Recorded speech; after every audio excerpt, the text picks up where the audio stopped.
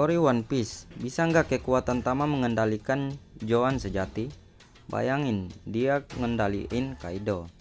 Dulu kita tahu di One Piece 918, ternyata buah iblis utama bisa digunakan untuk menjinakkan Smile. Korban pertamanya adalah Speed. Kemudian di pembobolan tambang penjara Udon, Babanuki juga jadi korbannya. Tapi apakah ini berlaku pada semua Smile? Dan apakah kekuatan ini bisa digunakan untuk menjinakkan pengguna buah iblis Zoan? Ini dia analisisnya. Halo teman-teman, sebelum saya membahas, teman-teman agar terlebih dahulu menekan tombol subscribe dan nyalakan loncengnya agar tidak ketinggalan terupdate dari saya. Oke, lanjut saja. Keunikan Smile yang harus kita perhitungkan. Di beberapa bab terakhir, kita diperlihatkan bahwa unsur binatang di Smile dan manusia pemakannya ternyata bisa terpisah. Contoh yang paling jelas kita bisa lihat pada Holden. Di One Piece 918, diperlihatkan bahwa Kamijiro, si singa, masih bisa sadar meskipun Holden sendiri pingsan. Ini bukti bahwa keduanya memiliki kesadaran yang terpisah. Hal ini semakin menguatkan asumsi bahwa cara kerja buah iblis Zoan dan Smile memang sangat berbeda. Buah iblis Zoan memberikan kekuatan berupa perubahan wujud menjadi hewan atau makhluk lain. Berbeda dengan Smile, dari sini kita bisa lihat kalau Smile tidak memberikan kekuatan untuk berubah menjadi hewan, melainkan menambahkan unsur hewan pada manusia. Unsur ini bermacam-macam dan sepertinya acak, sehingga pengguna Smile tidak bisa memilih bagian tubuh hewan mana yang akan ditambahkan ke tubuhnya.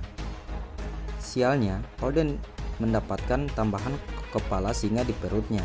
Walaupun begitu, berkat itu kita jadi tahu bahwa tambahan bagian tubuh ini sebenarnya terpisah dari pemakan Smile dan seperti disatukan begitu saja.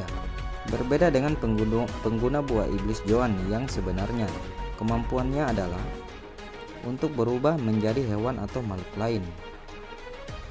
Kalau melihat Speed dan Babanuki, semua jenis Smile bisa dikendalikan oleh Tama.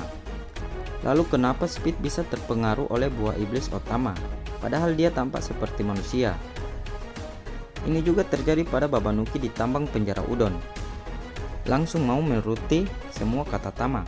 Jika kita perhatikan baik-baik, Speed menyebutkan bahwa penglihatannya seperti kuda dan anak buahnya juga mengatakan bahwa senyumnya seperti kuda. Begitupun bagian bawah pinggang digantikan oleh kuda. Artinya sebagian besar tubuh Speed seperti telah menyatu dengan kuda, minimal mulut dan organ dalamnya, karena bagian bawah pinggulnya pasti memiliki alat organ dalam seperti kuda normal. Jika kejadiannya seperti ini, bisa jadi sebenarnya kesadaran dari kuda yang menyatu dengan Speed telah melebur bersama kesadaran Speed. Kemungkinan buah iblis utama ini bekerja pada bagian kesadaran si kuda. Tapi karena bagian kuda dan manusia nyaris menyatu sempurna, maka seluruh kesadaran Speed jadi terpengaruh oleh kekuatan utama.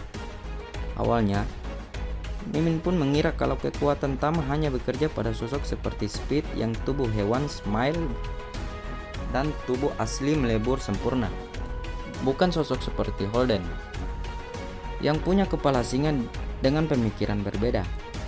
Tapi lalu ada kasus Babanuki. Babanuki ini gajah dan pemiliknya tampak punya kesadaran berbeda. Namun Tama bisa sepenuhnya mengendalikan Babanuki, hingga Babanuki mengkhianati Queen dengan memberi informasi palsu. Untuk Babanuki ini situasinya unik memang. Tapi ini seperti memberi kesan kalau mau sosok seperti Speed yang terkesan seperti centaur, atau Babanuki yang punya kepala gajah dengan pemikiran sendiri, bisa terpengaruh oleh Tama. Tidak ada pemakan Smile yang aman dari Tama. Nah, jadi Tama bisa mengendalikan Zoan sejati atau tidak? Lalu bagaimana dengan pengguna buah iblis Zoan? Seperti yang disebutkan tadi, terdapat perbedaan kekuatan yang diberikan oleh buah iblis Zoan dan Smile. Smile memberikan tambahan bagian tubuh binatang sehingga bagian tubuh itu masih bisa dipengaruhi oleh buah iblis utama. Sayangnya berbeda dengan pengguna buah iblis Zoan. Mereka sebenarnya masih bisa dibilang manusia. Mereka hanya manusia yang memiliki kekuatan untuk berubah wujud menjadi hewan atau makhluk lain. Kesadaran mereka masih manusia dan tidak berbagi kesadaran dengan binatang. Ini membuat Mimin curiga kalau meskipun Tama bisa mengendalikan Smile, dia tetap tak bisa mengendalikan Johan penuh. Seorang Johan tidak senantiasa melebur dengan hewan seperti pemakan Smile.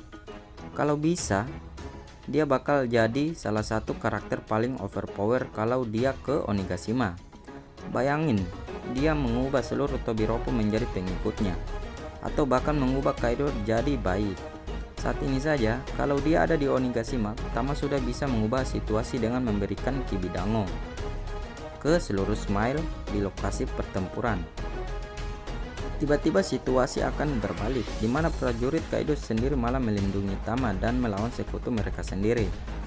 Jadi ya, untuk saat ini Mimin curiga kalau Tama mungkin tak bisa mengendalikan Johan sejati, tapi ada kemungkinan lain yang cukup lucu.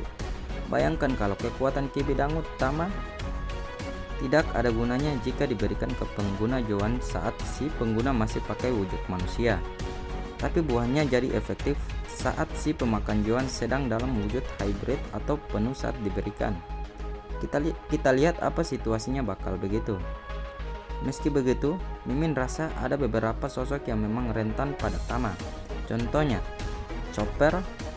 Mengingat dokter rusak kesayangan kita itu wujud aslinya adalah hewan, akan menarik melihat Chopper nantinya menurut pada apapun perintah Tama. Meskipun Chopper adalah pengguna buah iblis Johan, Mimin curiga kalau buah iblis ini bisa berdampak ke suku Ming.